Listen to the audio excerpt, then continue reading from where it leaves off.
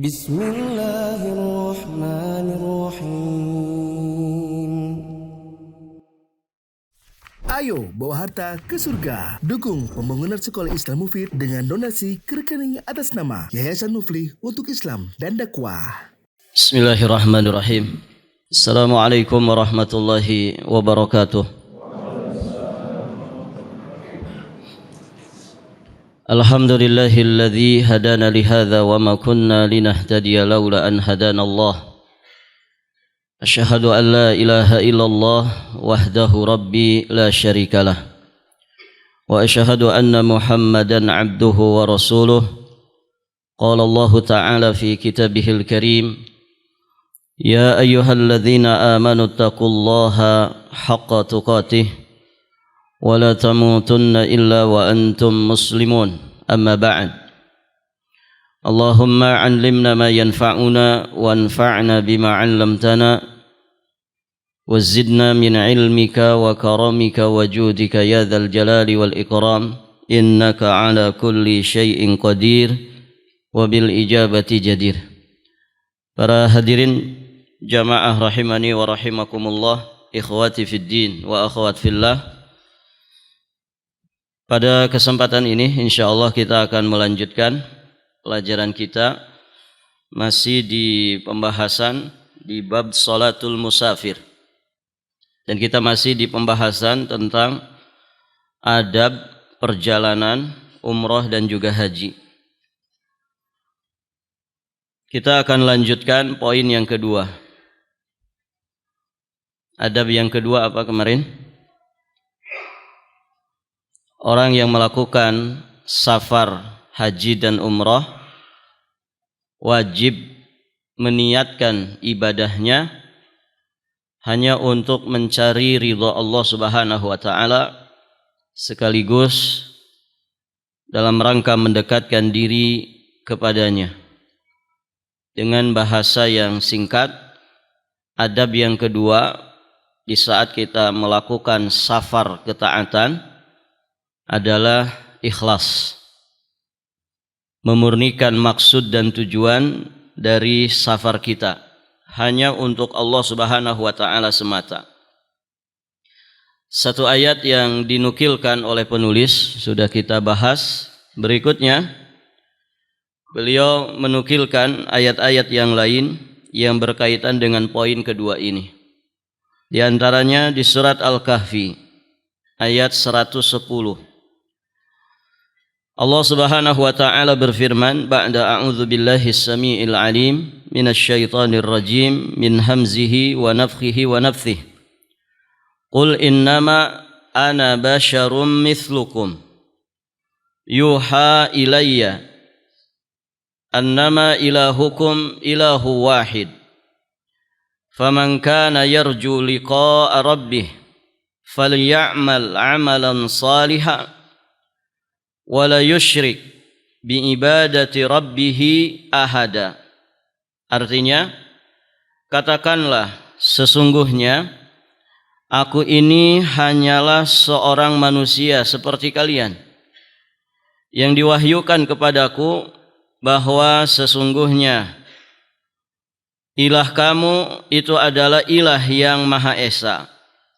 Barang siapa yang mengharap perjumpaan dengan Rabb-Nya, maka hendaklah dia mengerjakan amal yang salih dan janganlah dia mempersekutukan seorang pun dalam beribadat kepada Rabb-Nya. Ayat ini para jamaah dirahmati Allah dinukilkan oleh muallif rahimahullahu taala ketika beliau mengingatkan poin yang kedua terkait dengan keikhlasan. Mana dari ayat ini yang menunjukkan tentang keikhlasan? Kalimat yang mana? Coba perhatikan ayatnya. Kalimat yang mana yang menunjukkan tentang keikhlasan?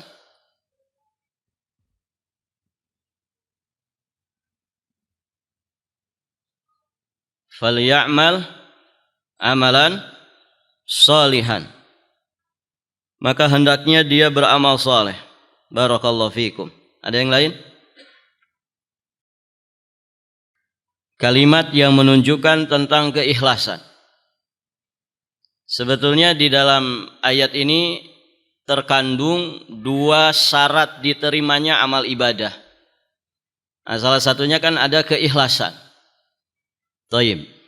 Mana kalimat yang menunjukkan tentang keikhlasan? Thayyib. Wala yusyrik bi ibadati rabbih ahada. Barakallahu fiik. Ya, kalimat ini yang menunjukkan tentang keikhlasan. Dari mana kita mengetahuinya?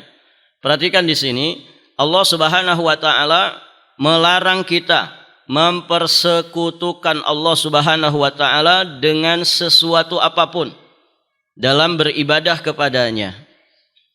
Nahyun an syai' amrun bididdihi. Jika ada larangan, maka kebalikan dari larangan itu biasanya diperintahkan. Kebalikan dari syirik apa? Kalau kita dilarang berbuat syirik, maknanya ini perintah apa? Perintah untuk mentauhidkan Allah Subhanahu wa taala. Bahasa lain dari tauhid adalah ikhlas. Berarti ayat ini termasuk ayat yang menjelaskan tentang kewajiban ikhlas. Memurnikan maksud dan tujuan di dalam beribadah kepada Allah. Kemudian di dalam ayat ini juga terkandung syarat ibadah yang kedua yang disebut dengan mutaba'ah atau muwafaqatus sunnah. Kalimat yang mana? Falya'mal amalan salihan. Syekh Muhammad bin Shalih Al-Utsaimin ketika menjelaskan ayat ini, beliau menyatakan tidaklah disebut amal itu sebagai amal yang saleh kecuali amal tersebut muwafaqatus sunnah, sesuai sejalan dengan sunnah Rasulullah sallallahu alaihi wasallam. Maka orang-orang yang beribadah kepada Allah dengan dasar pijakan dua syarat ini, dia nanti akan berjumpa dengan Allah Subhanahu wa taala dalam keadaan selamat. Faman kana yarju liqa'a rabbih. Barang siapa yang mengharapkan perjumpaan dengan Rabb-Nya, maksudnya bukan sekedar berjumpa, tapi berjumpa penuh dengan kebahagiaan, berjumpa dalam kondisi selamat lahir batinnya.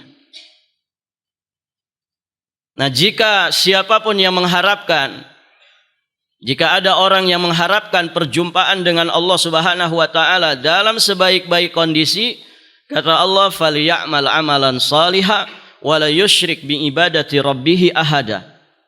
Wajib atas dirinya beramal saleh, amal yang sesuai dengan sunnah, amal yang cocok dengan syariatnya Rasulullah sallallahu alaihi wasallam.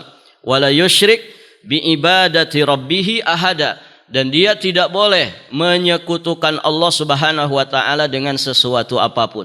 Jadi amalnya harus ikhlas, amalnya harus sesuai dengan sunnah Rasulullah sallallahu alaihi wasallam. Baik, para jamaah yang dirahmati Allah. Safar ketaatan para jamaah, maka sesuai dengan apa? Dengan jenis ketaatan itu. Kalau ketaatannya wajib, berarti safarnya pun safar yang wajib. Karena ma la yatimul wajib illa bihi fahuwa wajib. Ya, sesuatu yang menjadi sempurna satu kewajiban, maka sesuatu itu pasti wajib. Ya. Kalau orang berhaji, haji pertama itu hukumnya wajib, maka safarnya hukumnya apa? Wajib. Kemudian safar ketaatan yang kedua, safar sunnah. Safar yang hukumnya sunnah. Orang berangkat umroh, umroh kedua dan seterusnya. Umroh bagi dirinya yang kedua dan seterusnya itu hukumnya sunnah. Maka berarti safarnya hukumnya safar yang sunnah. Nah, ini safar ketaatan. Berarti kalau orang safar ketaatan, imma safarnya itu safar yang wajib atau safar yang sunnah. Barakallahu fikum. Berarti ini ibadah. Karena ibadah ada yang wajib, ada yang sunnah. Sehingga disyaratkan dalam safar ibadah ini, dalam safar ketaatan ini, dalam safar yang wajib ataupun sunnah ini disyaratkan baginya keikhlasan. Karena safar tersebut bagian daripada ketaatan kepada Allah. Yang jika dia ingin dikabul ketaatannya di sisi Allah, maka wajib dia melaksanakannya dengan keikhlasan dan sesuai dengan contoh Rasulullah sallallahu alaihi wasallam. Baik, para jamaah. Kemudian muallif rahimahullahu taala di sini menyampaikan, demikian itulah seharusnya seorang muslim berniat tidak menghendaki sesuatu kecuali keridhaan Allah Subhanahu wa taala dan kehidupan di alam akhirat. Ini ciri orang itu ikhlas, ya, dia hanya mencari ridhonya Allah, bukan mencari ridhonya manusia. Tidak peduli seluruh manusia benci kepada kita, gara-gara kita melakukan satu amal kebaikan yang ikhlas karena Allah, maka para jamaah yang dirahmati Allah, orang yang mukhlis dia tidak akan memperdulikan cemoohannya manusia. Yang penting Allah ridho. Manil tamasa ridhallah, siapa yang mencari ridhonya Allah Subhanahu wa taala bisa khatin nas, dengan resiko dia dimurkai manusia, maka Allah akan ridho kepada dirinya, dan selanjutnya Allah Subhanahu wa taala pun nanti akan menjadikan manusia itu ridho kepada dirinya. Jadi para jamaah yang dirahmati Allah, itu ciri orang ikhlas. Dia hanya mengharap dan mencari ridhonya Allah. Dia hanya ingin dinilai, dilihat, disaksikan, diapresiasi hanya oleh Allah Subhanahu wa taala, bukan yang lainnya. Kemudian ciri orang ikhlas juga dia selalu menghendaki kebahagiaan di kehidupan akhiratnya. Jadi tujuannya bukan dunia. Tujuannya adalah kehidupan akhirat. Karena akhirat itu sesungguh-sungguhnya kehidupan. Wa inna daral akhirata lahiyal hayawan. Sesungguhnya kehidupan akhirat itulah hakikat daripada kehidupan yang sesungguhnya. Adapun dunia la'ibun walahun wa tafakhurun bainakum wa takathurun fil amwali wal aulad. Dunia ini penuh dengan permainan, penuh dengan sandiwara. Para jamaah yang dirahmati Allah, manusia tafakhur, berbangga-bangga ya dengan kehidupan dunianya, takatsur, saling memperbanyak harta, memperbanyak anak-anak, memperbanyak pangkat jabatan dan yang sejenis dengan itu. Maka orang ikhlas itu orang yang hanya mengharap ridhonya Allah dan dia hanya ingin mendapatkan kebahagiaan dan keselamatan di kehidupan akhiratnya. Kemudian para jamaah, beliau juga nukilkan ayat yang lainnya di surat Al-Isra ayat yang ke-18. Allah Subhanahu wa taala berfirman, "Man kana yuridul ajilata ajjalna lahu fiha ma nasha'u liman nuridu thumma ja'alna lahu jahannama yaslaha madhmuman madhura." Barang siapa yang menghendaki kehidupan sekarang, kehidupan yang ajilah, kehidupan sekarang yang sebentar lagi akan lenyap, nah itu kehidupan ajilah. Barang siapa yang menghendaki kehidupan sekarang, maksudnya adalah kehidupan duniawi, maka kami akan segerakan baginya di dunia itu apa yang kami kehendaki bagi orang yang kami kehendaki. Perhatikan nih. Kata Allah Subhanahu wa taala, orang yang orientasi obsesinya hanya dunia, dunia dan dunia. Dia hidup di dunia untuk dunia. Maka para jamaah yang dirahmati Allah akan Allah segerakan sebagaimana keinginannya. Kemudian catatan berikutnya, sesuai dengan kehendaknya Allah bagi orang yang dikehendaki Allah. Paham ini maksudnya? Orang yang tujuannya selalu dunia, para jamaah, Allah memang akan menyegerakan apa yang dia inginkan dari kehidupan dunia ini. Namun, perhatikan, bagi yang Allah kehendaki. Bagi yang Allah kehendaki. Berarti semua dapat enggak? Enggak. Enggak semua dapat. Hanya orang yang Allah kehendaki. Begitu. Ini kalau ada 10 orang mengejar dunia, mati-matian mengejar dunia, lalai terhadap kehidupan akhirat, bahkan sama sekali tidak ingat dengan kehidupan akhirat. Kira-kira 10 orang itu dapat dunia semuanya? Tidak. Hanya bagi orang yang Allah kehendaki. Berarti nggak dapat semua. Rugi nggak? Rugi para jamaah. Ada kisah kan nanti di akhir zaman akan ada sungai berubah jadi emas, begitu ya? Dan manusia nanti akan berburu emas itu.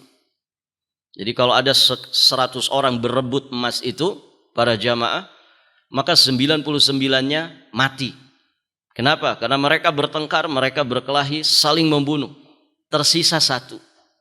Lihat, dari 100 orang hanya tersisa 1. Dan kenapa mereka mati-matian rebutan, ya? Gunung emas tadi, lembah emas tadi, karena mereka berharap jadi orang yang satu itu. Ngeri ya, hawa nafsu manusia. Ya. Baik, para jamaah yang dirahmati Allah. Demikian orang yang mengejar dunia. Tidak semua Allah berikan dunia itu. Hanya bagi Allah, hanya bagi yang Allah kehendaki saja.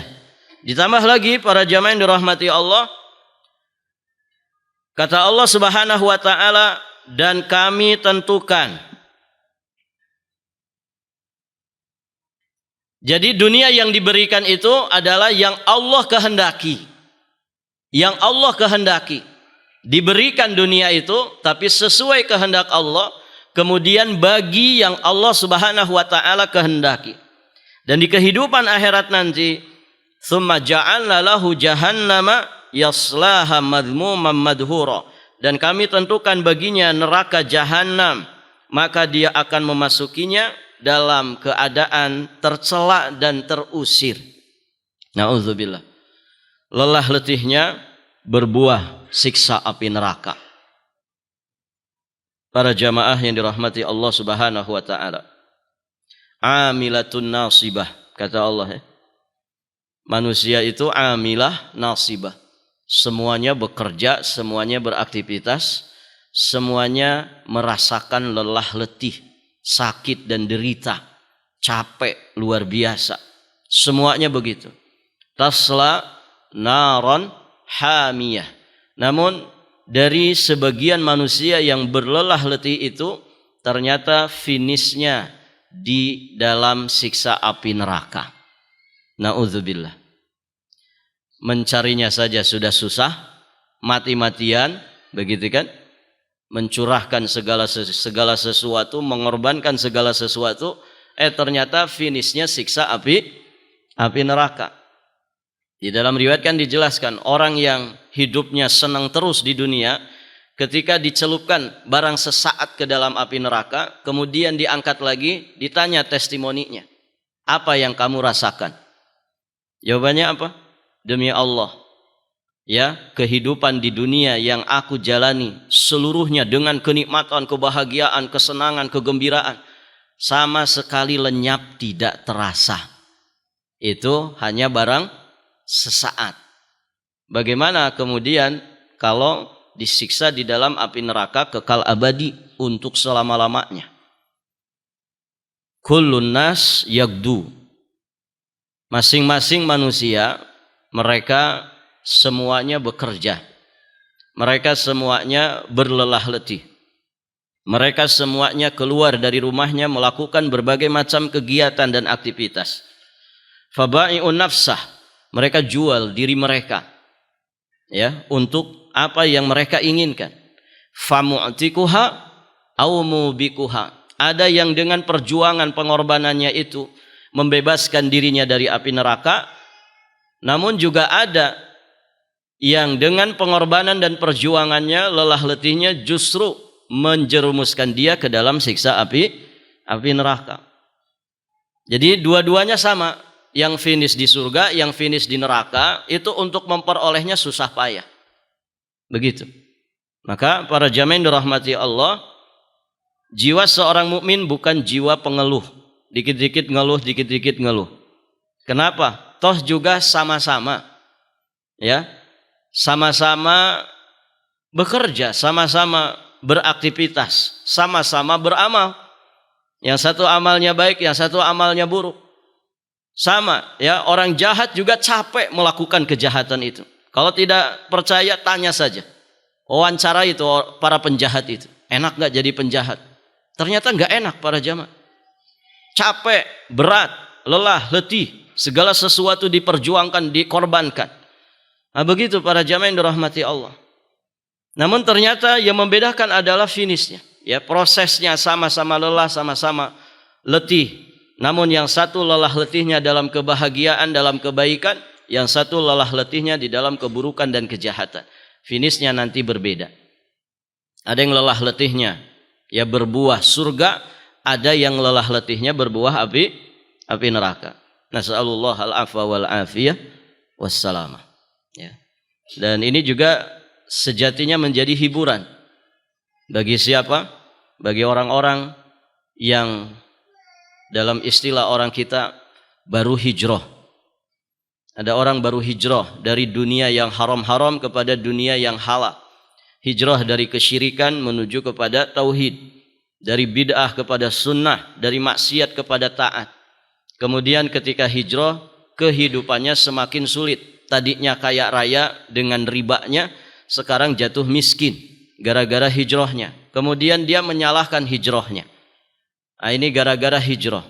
Padahal para jamaah yang dirahmati Allah, dari ayat ini juga jelas. Orang yang menghendaki kehidupan dunia layaknya orang-orang kafir, ternyata tidak semua dapat dunia. Saya tanya ke antum, ada enggak orang kafir yang miskin? Ada enggak orang kafir yang miskin? Banyak. Orang kafir miskin melarat, sengsara, lebih sengsara dari kita, banyak.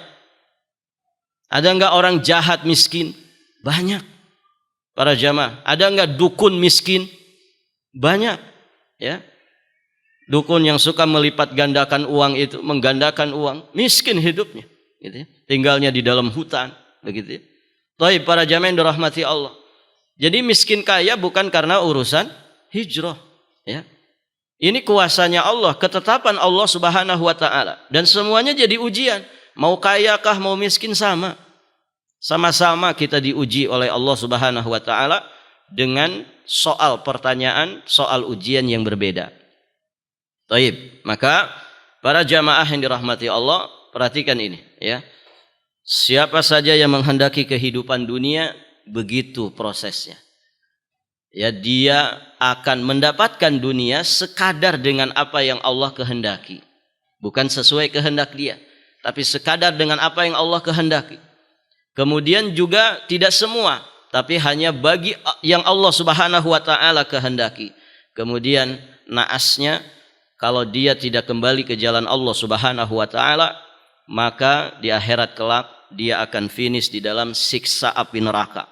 Siksa api neraka bagi dirinya adalah siksa yang sangat-sangat menghinakan lahir batinnya. Nasallallahu al-afwa wal afiyah wassalamah.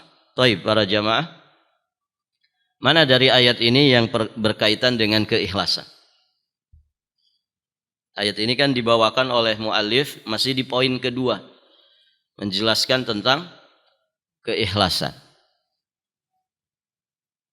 Mana?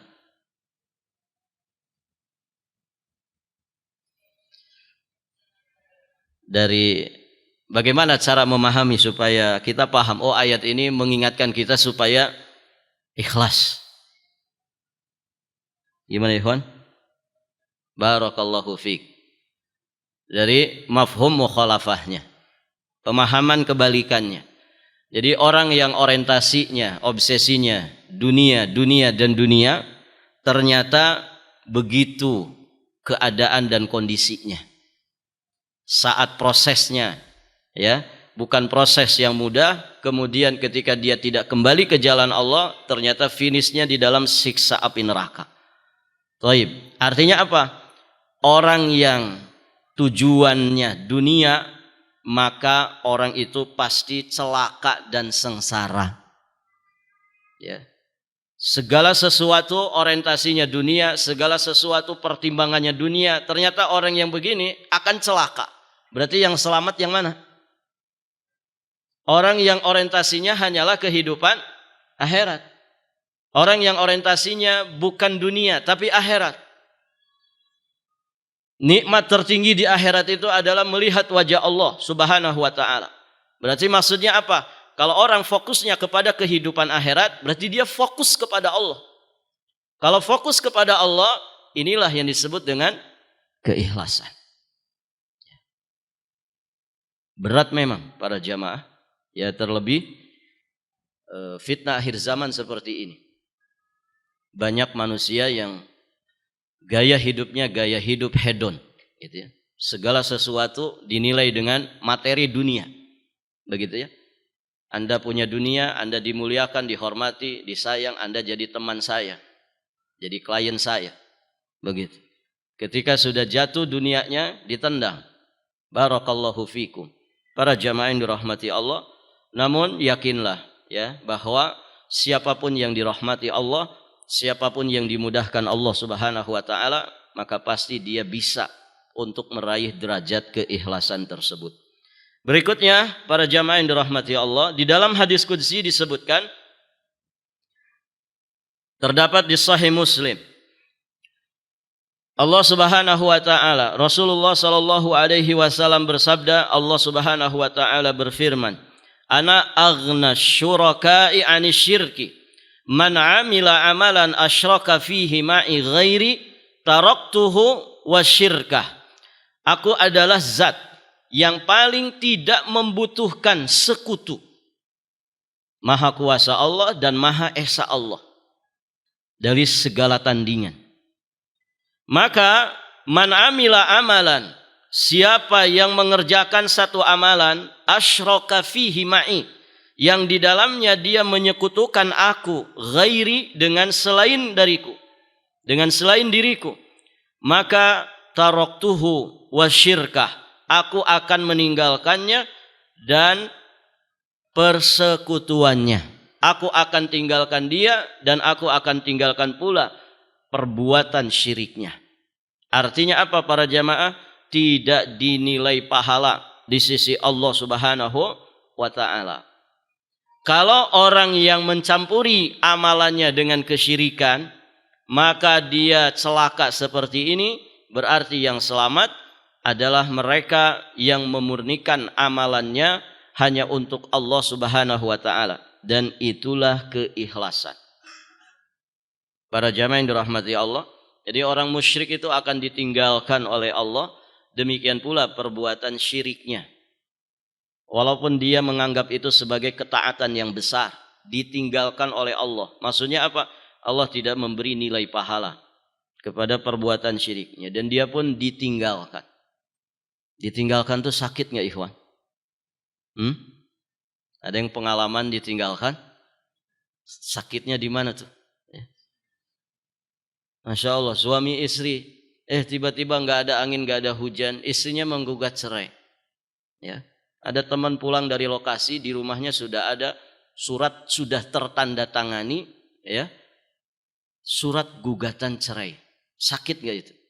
Sakit. Padahal cuman ditinggalkan istri. Masih banyak perempuan lain yang lebih soleh, tapi sakit luar biasa. Nah, ini bagaimana kalau yang meninggalkan kita itu Allah? Kalau yang kemudian menelantarkan kita itu Allah. Orang ditelantarkan di dunia, ya, maka dia akan sengsara.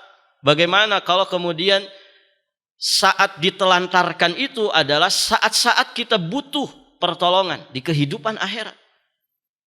Nah, orang-orang yang berbuat syirik kepada Allah ditinggalkan, ditelantarkan oleh Allah Subhanahu wa taala. Na'udzubillah. Maka ikhlaskan amalan sekecil apapun, sesederhana apapun. Ikhlas itu para jamaah nilainya tinggi. Walaupun amalnya sederhana. Rubba amalin shaghirin tu'azzimuhu an-niyah. Betapa banyak amal yang kecil kemudian menjadi pahala yang besar di sisi Allah Subhanahu wa taala dengan sebab niat yang saleh. Kan ada hadisnya, orang menyingkirkan gangguan di pinggir jalan yang menghalangi jalannya manusia, kemudian dengan itu dia mendapatkan kenikmatan di surga.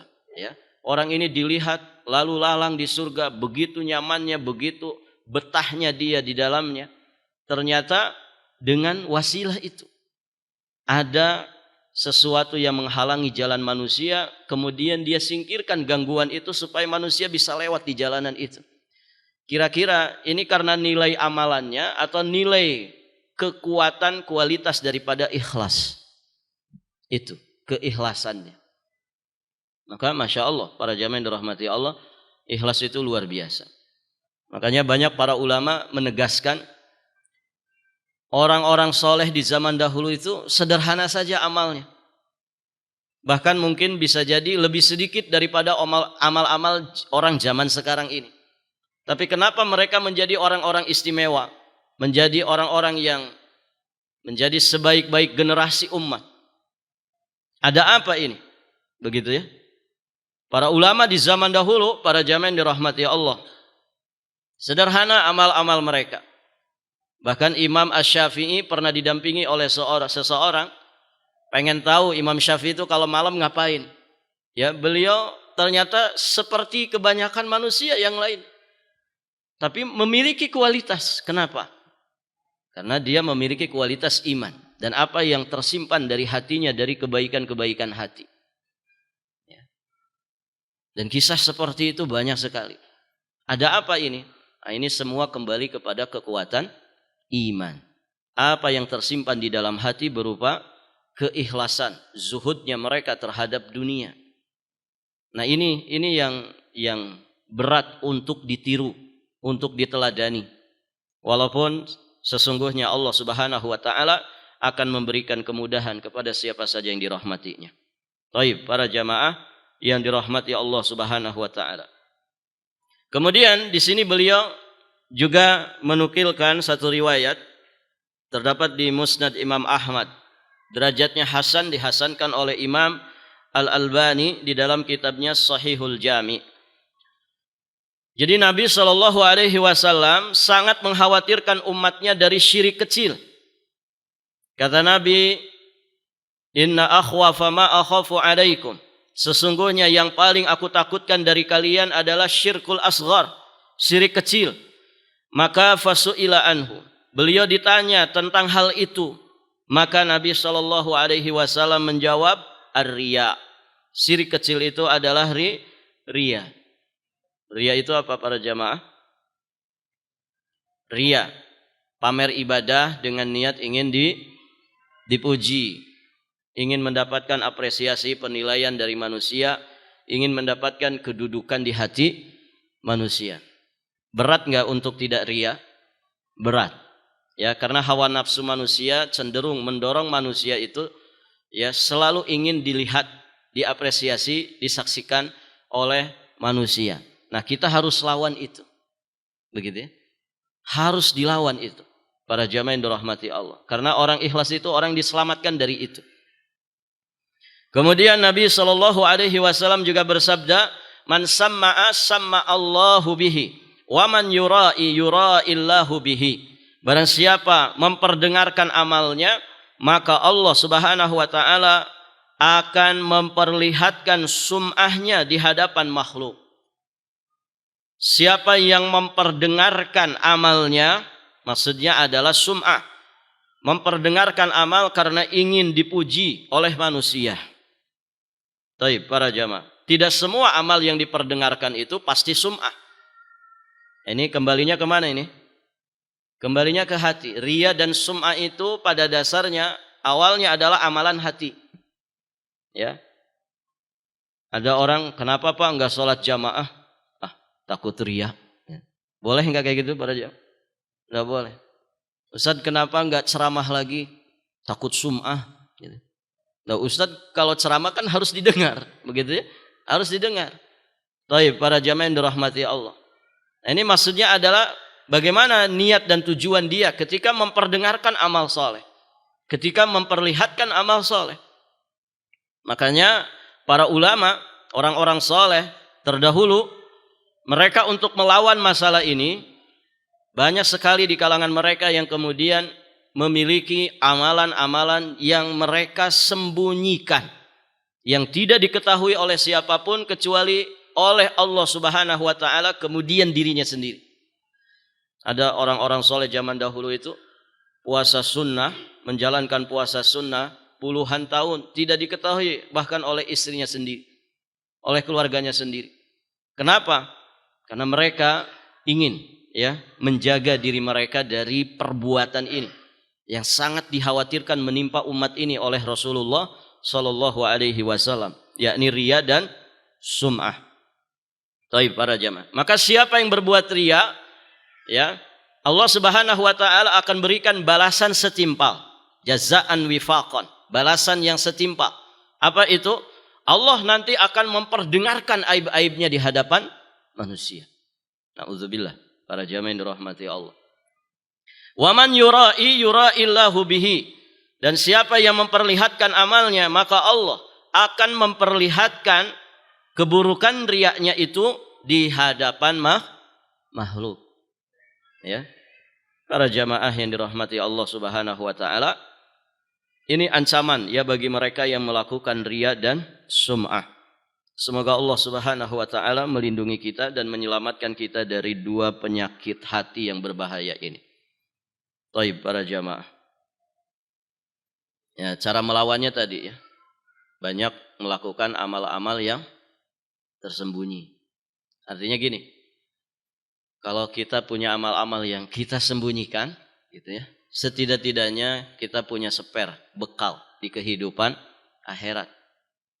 Kita bisa berharap besar di sisi Allah Subhanahu wa taala dari amal-amal yang disembunyikan tersebut. Karena para jamaah yang dirahmati Allah, kita tidak pernah tahu kan amal kita ini diterima apa tidak. Tidak pernah tahu.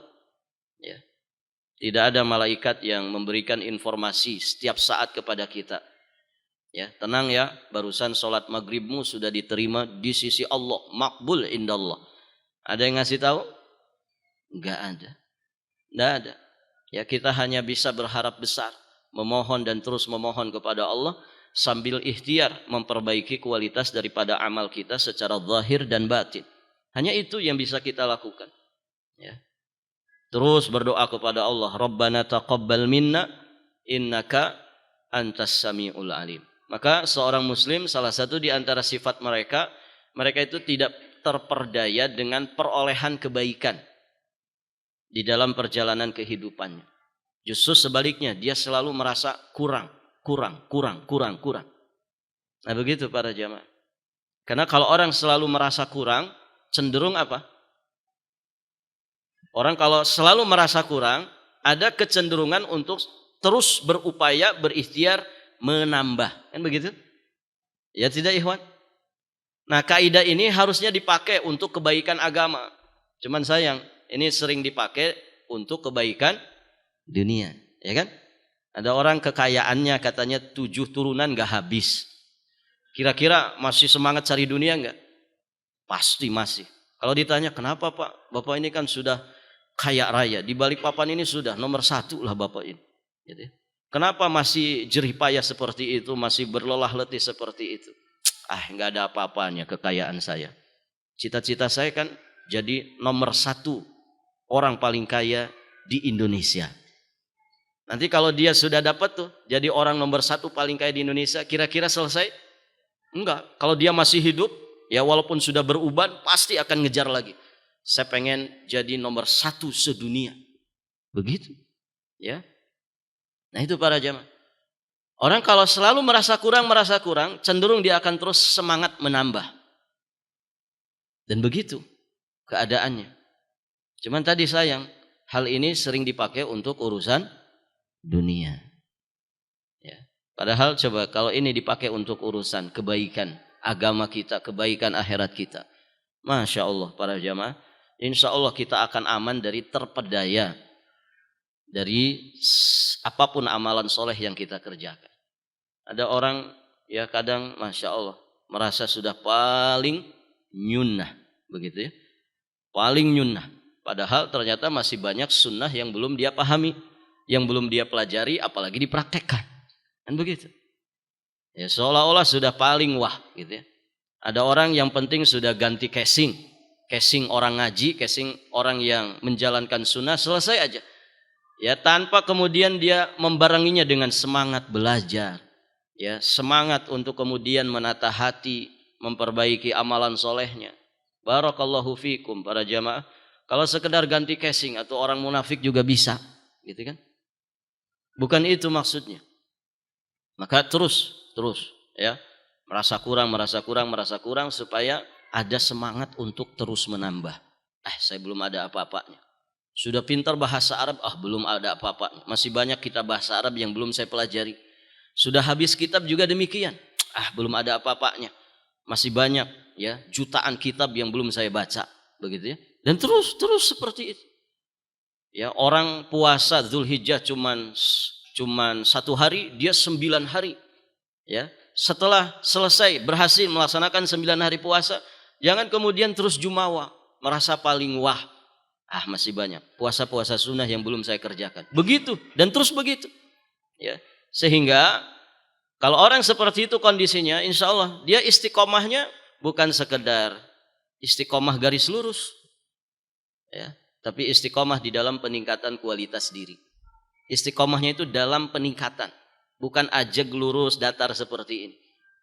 Yang lurus saja itu sudah luar biasa hebatnya. Kalau orang ajeg kebaikannya lurus, istiqomah, ini luar biasa. Ini jalan keselamatan. Nah, yang ideal itu istiqomahnya, konsistennya di dalam grafik peningkatan kualitas dirinya di sisi Allah Subhanahu wa taala. Baik, para jamaah, terakhir surat Al-Bayyinah ayat yang kelima. Ayat ini sering dibawakan oleh para ulama ketika mereka membahas tentang keikhlasan. Wa ma umiru illa liya'budullaha mukhlishina lahuddina hunafa'a wa yuqimus salata wa yu'tuz zakata wa dzalika dinul qayyimah.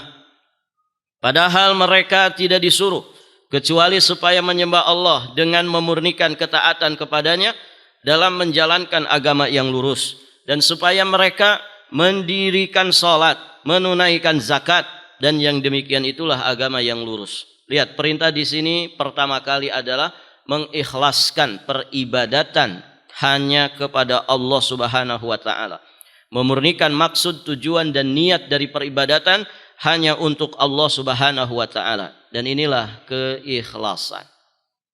Baik, para jamaah yang dirahmati Allah, sampai di sini pelajaran kita. Semoga yang disampaikan bermanfaat.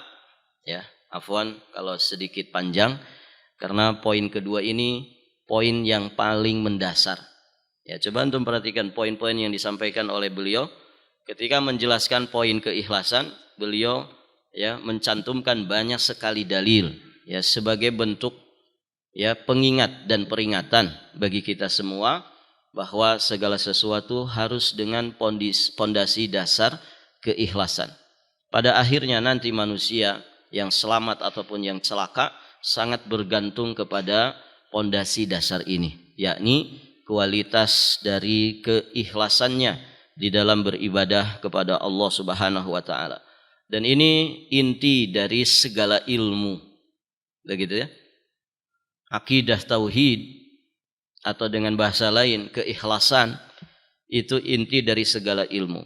Antum belajar fikih, belajar bahasa Arab, belajar sirah, belajar cabang ilmu apapun dalam dinul Islam itu kan fungsinya hanya untuk bagaimana beribadah kepada Allah dengan keikhlasan dan sesuai dengan contoh Rasulullah sallallahu alaihi wasallam. Dia menjadi muara seluruh ilmu yang dipelajari. Karena tanpa ada ini kita akan celaka. Ya. Keikhlasan dan mutabaah kepada sunnah Rasulullah sallallahu alaihi wasallam. Baik para jamaah yang dirahmati Allah, ini yang bisa disampaikan pada kesempatan ini, semoga berfaedah. Masih ada waktu ya? Barangkali ada yang ingin bertanya, silahkan.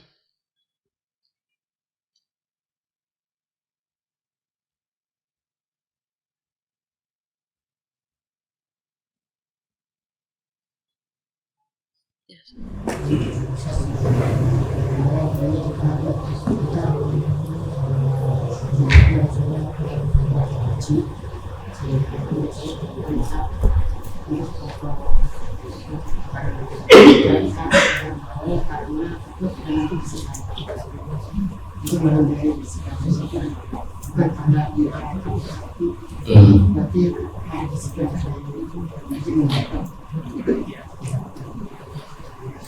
Bismillah, alhamdulillah, wassalatu wassalamu ala rasulillah, amma ba'd. Ya, para jamaah, foto bersama di zaman kita saat ini hampir menjadi ritual wajib. Begitu kan? Orang kalau mau makan biasanya apa yang dilakukan? Foto dulu, ya. Kalau dulu kan bismillah dulu, nah, sekarang foto dulu. Tar, foto dulu, ya. Jangan dulu dimakan, foto dulu. Kan begitu ya? Baik para jamaah, sampai akhirnya merembet kepada urusan ibadah, begitu. Baik para jamaah, ya beginilah keadaan dunia saat ini, ya. Sampai viral kan, ada orang joget di Mekah, gitu, pakai cadar lagi, gitu. Nah ini para jamaah yang dirahmati Allah, ini miris.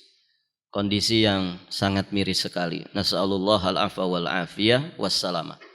Jadi begini ya, kita tidak membahas tentang hukum taswirnya, tapi yang ditanyakan kan kaitannya dengan foto bersamanya, kemudian kita menghindar. Kenapa? Karena khawatir tidak bisa jaga hati, ya, khawatir terusik ya nilai-nilai keikhlasan di dalam hati kita. Barakallahu fikum para jamaah.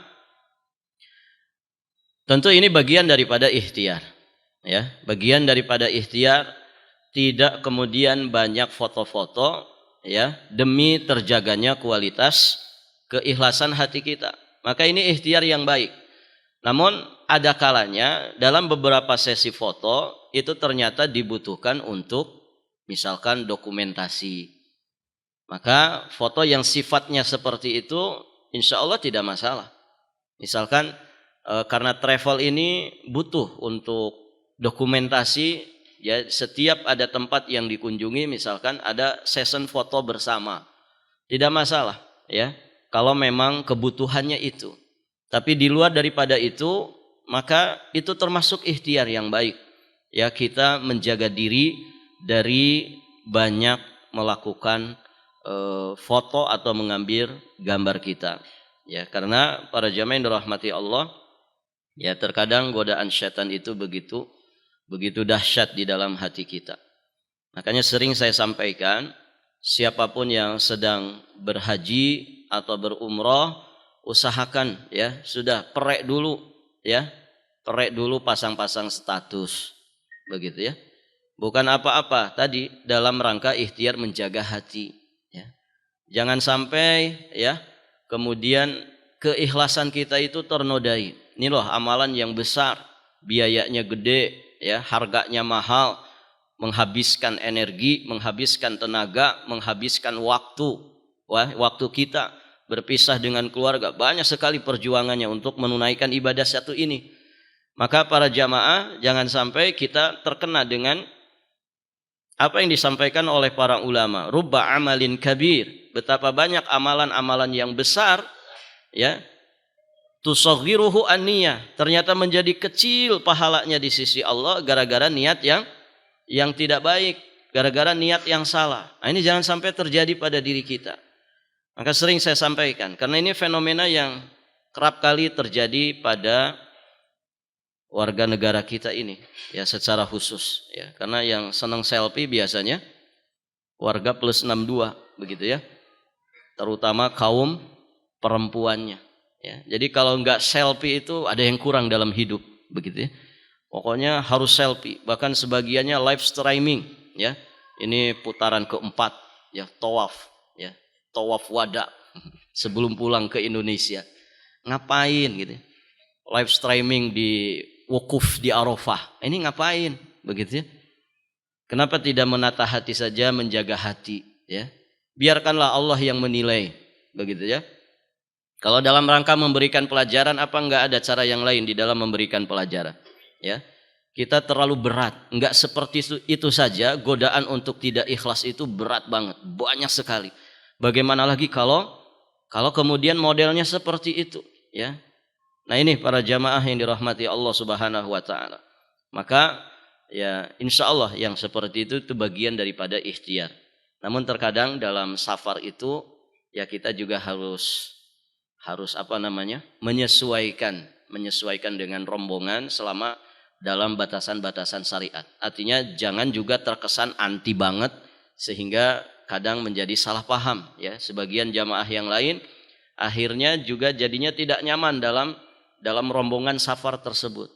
Maka setidak-tidaknya tadi ya, kalau memang session foto bersama itu urgen sekali dibutuhkan sebagai data untuk travel, ya kita ikut saja. Tapi sisanya yang selfie itu begitu ya, nah itu ndak usah begitu ya. Barakallahu fikum. Semoga Allah menjaga hati kita semua, melindungi hati kita semua dari segala kotoran dan juga penyakitnya. Amin. Allahumma ya rabbal alamin.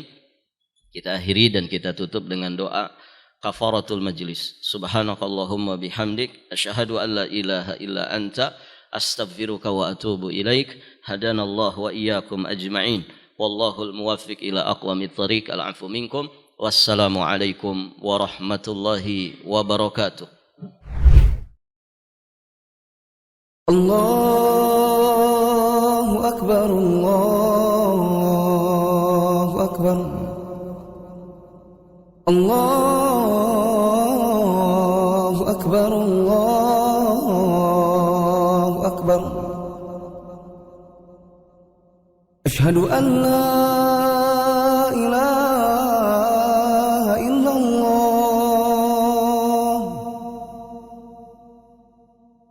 Asyhadu an la ilaha illallah.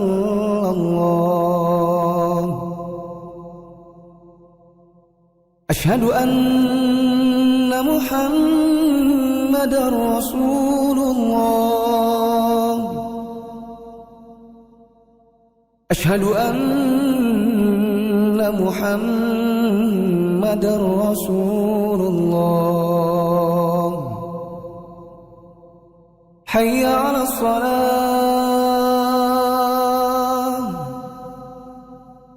Hayya 'alas salah. Hayya 'alal falah.